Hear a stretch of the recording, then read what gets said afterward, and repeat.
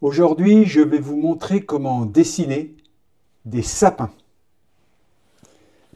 Ok, alors pour dessiner des sapins ou une forêt de sapins, la première chose, c'est qu'un sapin, c'est vraiment en fait dans un triangle.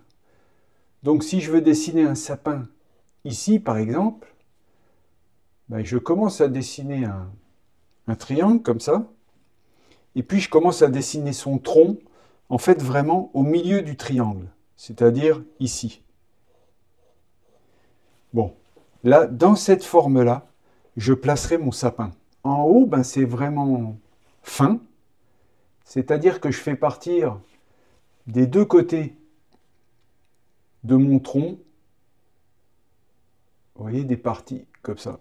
Alors en haut, ce sera vraiment les parties les plus fines, puis plus je viens par le bas, plus ces parties seront un peu plus larges. D'accord? De cette manière-là. Et ainsi de suite. Alors vu que c'est l'hiver, je vais vous faire des sapins sous la neige, pourquoi pas? Et donc s'ils sont sous la neige, eh ben leurs branches subissent un petit peu le poids de la neige, donc sont un petit peu tombantes. Et là surtout, ce qu'il faut faire, c'est ne pas faire vraiment, quand je fais une branche, comme là par exemple sur la gauche, ne pas systématiquement faire l'autre branche tout de suite en face. Ne faites pas les branches vraiment symétriques. Là, j'ai commencé un petit peu symétrique en haut, mais au fur et à mesure que je vais descendre, eh ben, je vais les faire un peu différemment entre la droite et la gauche. Et puis aussi, ce que je vais faire, comme ici par exemple, c'est en faire venir par devant, parce qu'il y a des branches en fait tout autour de notre sapin. Et donc ça, c'est des branches qui sont vraiment sur les côtés, et celles-là seront des branches qui viennent vers l'avant, en fait vers nous. Et voilà, des branches de côté, puis des branches qui viennent vers nous. Et vu qu'elles vont supporter un peu de neige,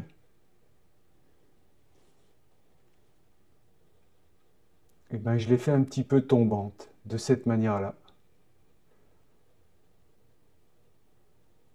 Et voilà, je les fais simplement comme ça. Et si vous faites comme ça, vous réussirez à faire des forêts de sapins. Pour l'instant, ça donne encore pas grand-chose. Mais petit à petit, ça va venir. Et plus je descends vers le bas, plus on va s'écarter du tronc. Parce que plus on descend vers le bas, plus le sapin est vraiment large. Et puis, des branches qui viennent vers nous, qui partent à droite et pas spécialement symétriques. Et donc, s'il a neigé sur cette forêt de sapins que je vais faire, eh ben, le bas des branches va peut-être un petit peu être dans la neige.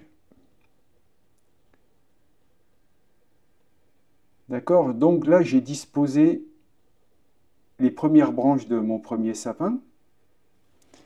OK? En général, je ne fais pas tellement le tronc à l'intérieur. Ici, il y a le tronc, mais je ne le fais pas vraiment beaucoup. Et donc, sur mes branches, eh ben, je vais mettre des épaisseurs de neige. De cette manière-là. Vous voyez? Ça, c'est de la neige qu'il y a sur mes branches.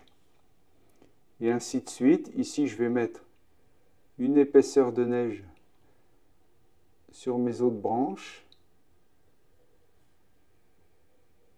De cette manière-là.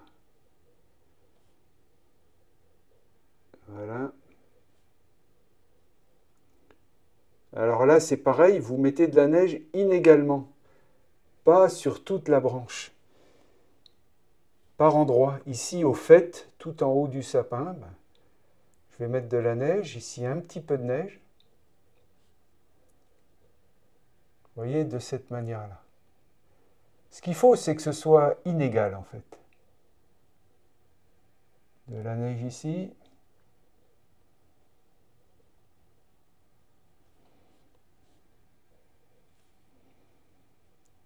Alors, comme vous pouvez remarquer, je je dessine sur un papier qui est déjà un peu coloré. Comme ça donne l'occasion, si vous avez envie de mettre un peu de couleur par la suite, et ben avec un crayon de couleur blanc, vous viendrez mettre en couleur la neige qui recouvre les branches. Et tout de suite, ça vous donnera une petite scénette d'une forêt de sapins. Donc voilà mon premier sapin avec sa neige. Donc voilà, j'ai fait un sapin et sa neige. Donc on va en faire peut-être un deuxième à côté. Vu que c'est une forêt, ben, il y en a vraiment de toutes les tailles. Donc on va en faire peut-être un plus grand à côté. Donc je fais, comme je vous disais, le tronc au milieu. C'est autour de ce tronc que je viendrai faire mes branches. Et puis je pars du haut. Alors là, je ne trace pas un triangle comme pour le premier, mais vous savez que vous resterez dans un triangle qui descend. Et vu qu'il y a de la neige, il faut faire les branches un petit peu courbées par le poids de la neige. Alors en haut, je commence comme ça. Je commence par mes premières branches. Tout de suite, je place un peu de neige par-dessus. Et je continue.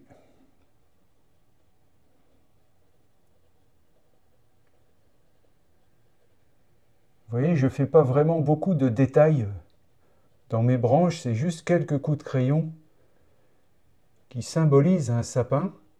Mais à l'arrivée, malgré tout, le résultat peut être quand même réaliste, même si vous ne faites pas exactement la forme des réelles branches de sapin. Le fait, c'est d'évoquer un sapin. Comme ici, on va mettre un peu plus de neige. La branche, vous voyez, je descends donc en triangle. Les branches deviennent un peu plus grandes, puis la neige recouvre. De la neige, ici. Et surtout, vous faites des branches qui descendent, d'autres qui rebroussent un peu. Votre sapin, il faut qu'il soit un peu anarchique. Parce que dans la nature, rien n'est totalement droit. Il y a une part d'anarchique un peu. Voilà. Je continue tranquillement avec la neige qui recouvre de cette manière-là.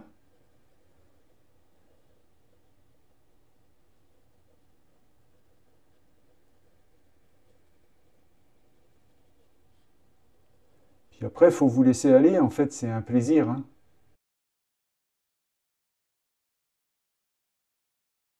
Ici, au milieu de mon sapin, en fait, pour pas voir le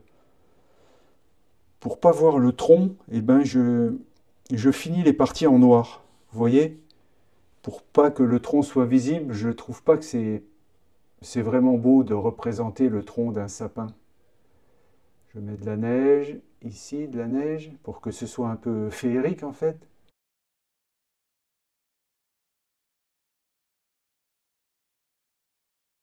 Après, avec d'autres vidéos que j'ai déjà fait qui vous permettent de tracer des montagnes au fond, ou qui vous permettent de tracer un chalet que vous pouvez faire de jour ou de nuit, vous pouvez déjà construire une petite scène de Noël ou une scène d'hiver avec des chalets, avec des sapins, avec des montagnes et avec la perspective que vous pouvez mettre dans votre chalet, ben, c'est pareil, les sapins, de la manière où je l'ai fait là, ils vont dans n'importe quel sens de votre scène. Pourvu que ce soit de face, hein. Parce que là, ce n'est pas des sapins vus d'avion. Mais de face, vous pouvez faire un chalet de face de n'importe quelle position. Le sapin se mariera dans votre scène. Puis là, je continue, j'arrive vers le bas de mon sapin. Donc là, il est bien plus fourni en bas. D'accord? Puis là, toujours, je noircis bien le milieu pour cacher le tronc, en fait. D'accord? Donc là, Je suis sur le bas de mon sapin, la neige recouvre bien. Il y a toujours pas mal de neige sur le bas du sapin parce que c'est celle qui s'écoule des autres branches du dessus. Voilà, de cette manière-là. Dernière branche, de la neige encore. Voilà. Donc là, on a un deuxième sapin ici. D'accord, hein, là, ils sont faits un peu aléatoirement, mais vous pouvez les faire. Alors ici, comme je vous ai montré, vous disposez toujours un petit plan comme ici. Vous saurez que c'est le sol, par exemple, où la neige s'est déposée, puis on peut disposer quelques rochers que la neige recouvre. Voilà, avec vos sapins au fond. Ici, quelques rochers, comme ça. Voilà, donc ici, une petite brume sur le bas, qui est l'ombre du sapin sur la neige. Alors ici, entre les deux sapins, je pourrais disposer un autre sapin qui serait comme un peu plus dans le fond. Alors pour faire un sapin plus dans le fond, ce qu'on peut faire, c'est soit prendre un crayon avec une mine qui marque moins, soit vraiment moins marqué. Alors si j'en fais un ici, par exemple, j'appuie moins sur mon crayon et je viens vraiment juste schématiser la forme de mon sapin ici, en appuyant beaucoup moins sur mon crayon. Et là, on se dira qu'il y a un sapin qui est par derrière. Et comme ça, là, on commence à faire une troisième dimension, une dimension de profondeur. Une dimension de forêt, de mystère. Voilà, donc là, on a un sapin qui est par derrière ici.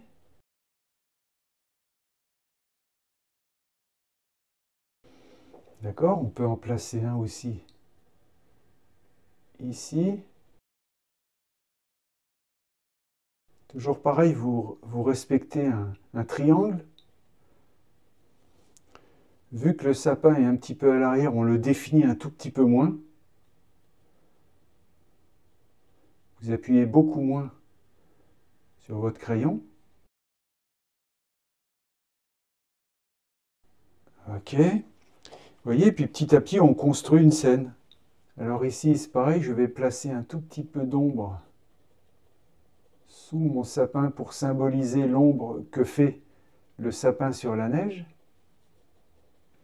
Et puis ici, je peux remettre, mettons, une branche de sapin ici, à nouveau au premier plan, donc j'appuie un tout petit peu plus sur mon crayon, recouvert de neige. Une autre branche ici, recouverte de neige aussi. D'accord, ici on peut avoir un tout petit sapin, une petite pousse de petit sapin.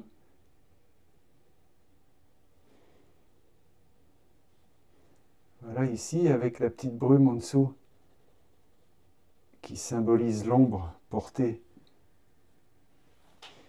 Et là, comme ça, on réussit à avoir une petite scène tout de suite qui se monte avec des sapins. Comme vous voulez, mais on peut encore s'amuser à faire un dernier petit sapin là-haut dans le lointain. Donc là, il se voit encore beaucoup moins. Le haut d'un petit sapin encore plus en arrière dans notre forêt. Avec un peu de neige. Et là, il est presque flou vu qu'il est vraiment dans le fond. Voilà, rien ne nous empêche ici de passer un petit peu notre doigt pour le mettre par derrière. Ici, donc, je pourrais encore en mettre un, si vous voulez qu'on en fasse encore un ensemble. Donc, je lui mets un tronc, le haut de mon sapin, un peu de neige, et puis les branches qui descendent, un peu de neige. Un peu de neige, ici, le triangle, ça fait que je fais les branches un petit peu plus larges. pas pareil d'un côté, la droite ne sera pas pareille que la gauche, voilà, de la neige. Et plus il va vers le bas, plus les branches sont larges. Et plus il y a de neige sur les branches. Voilà. Une branche qui vient par devant. Comme je vous dis, il y a des branches qui partent de côté, mais aussi des branches qui viennent par devant. Et en bas, ici de la neige, un petit rocher si on veut, un peu défini, quelques petits rochers au pied des sapins, et un peu de brume qui symbolise l'ombre sous les sapins. De la neige.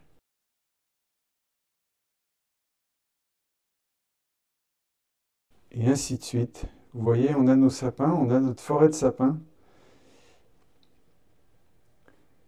Et par derrière, si on veut mettre l'ombre d'un sapin, ben vous appuyez beaucoup moins sur votre crayon.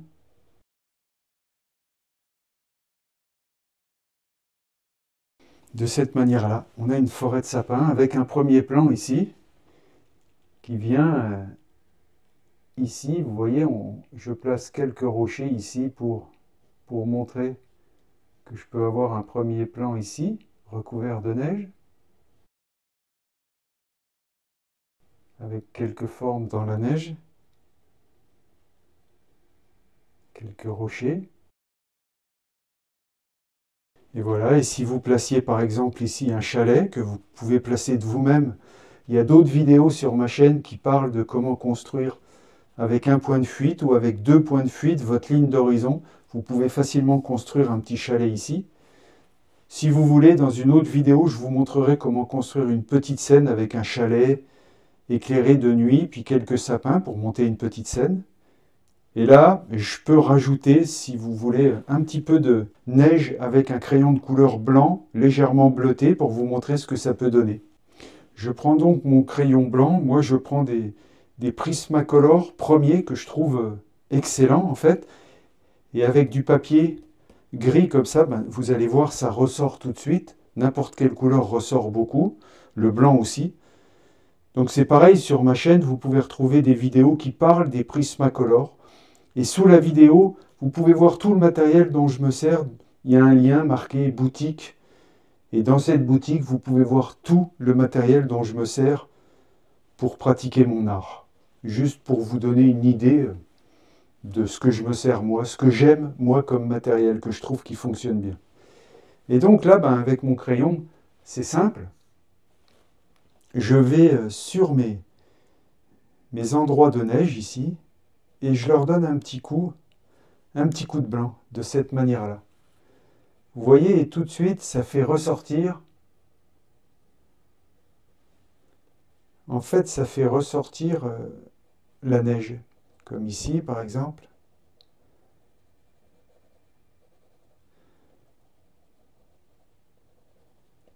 Évidemment, on pourrait le faire aussi à la gouache, ou à l'aquarelle, ou à la peinture acrylique. Mais là, c'est une bonne manière, le crayon de couleur, pour faire ça facilement. Et l'effet est pas mal, je trouve, quoi. Vous voyez ?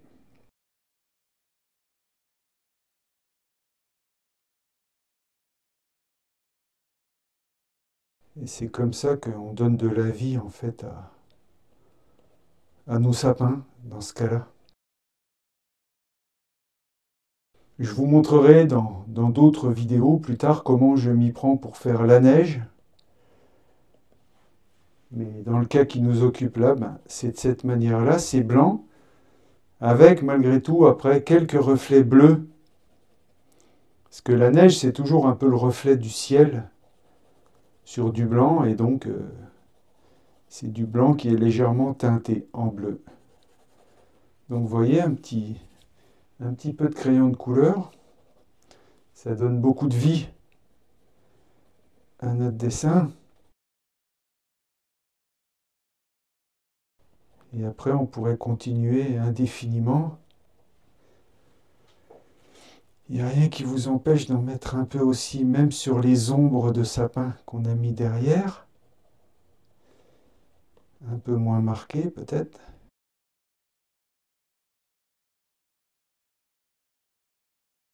Vous voyez, là je peux la laisser comme ça, mais je pourrais continuer. Voilà, donc moi j'utilise beaucoup le bleu de cobalt, ça c'est du bleu de cobalt. Pareil avec les Prismacolor premiers, que je taille toujours bien. Alors il existe aussi un taille-crayon Prismacolor qui est bien adapté. Il peut vous faire des mines très effilées ou alors des mines courtes. Les deux ont chacun un avantage. C'est pareil, j'en parle dans certaines de mes vidéos. Donc là, il faut y aller quand même relativement doucement parce que les mines ont tendance à casser. Et donc, en général, quand je fais de la neige, je viens légèrement avec un petit peu de bleu ici, bleuir ma neige sur les bords comme ça. Parce que quand on observe de la neige dans la vraie vie, on peut remarquer qu'elle reflète un tout petit peu le ciel. Vu qu'elle est souvent blanche, elle reflète un petit peu du bleu du ciel. Et voilà. Puis après, on pourrait continuer indéfiniment. Vous pourriez mettre un petit peu dans l'atmosphère derrière, un petit peu de bleu. Vous voyez? Et c'est comme ça qu'on construit une scène. Donc voilà, je vais vous laisser là-dessus. J'espère que ça vous a plu. Puis vous pouvez retrouver sous ma chaîne un bouton rejoindre. Le bouton rejoindre, il permet de vous donner accès à des vidéos premium. C'est un abonnement payant, mais c'est des vidéos beaucoup plus élaborées qui me demandent beaucoup de temps. Et si ça vous dit, n'hésitez pas à rejoindre ma chaîne pour devenir un abonné premium. Et dans tous les cas, je vous souhaite bonne peinture et bon dessin.